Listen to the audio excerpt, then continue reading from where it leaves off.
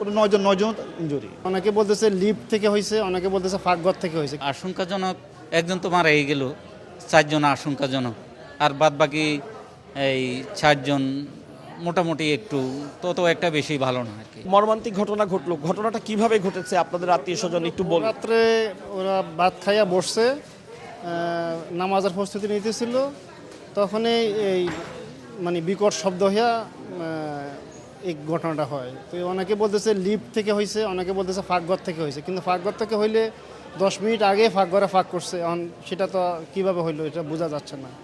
তো অনেকে বলতেছে লিফট থেকে হয়েছে।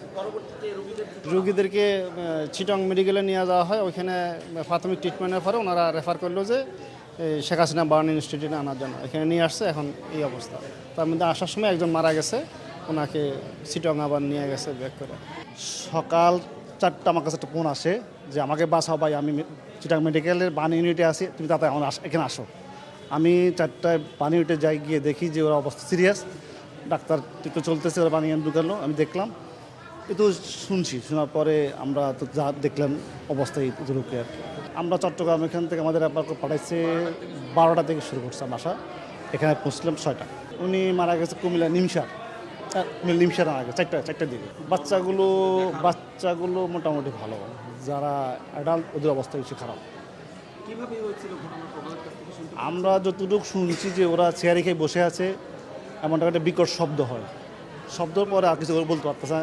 কারেন্ট চলে গেছে, আগুনে পুরো ঘর অন্ধকার হয়ে গেছে। ওরা 3টা থাকতো, 3তলায়। ওই বাসার রুম 3টা, ওরা ডাইনিং বসা ছিল, বাচ্চাগুলো ঘুমিয়েছিল পাশের রুমে। তার জন্য বাচ্চাগুলো আহত কম হয়েছে, অ্যাডাল্টগুলো ওরা ডাইনিং চেয়ারে খেয়ে বসে আছে, তো নামাজে যাবে, এই জন্য বেশি পুরো ঘরে আগুন ছড়াই গেছে।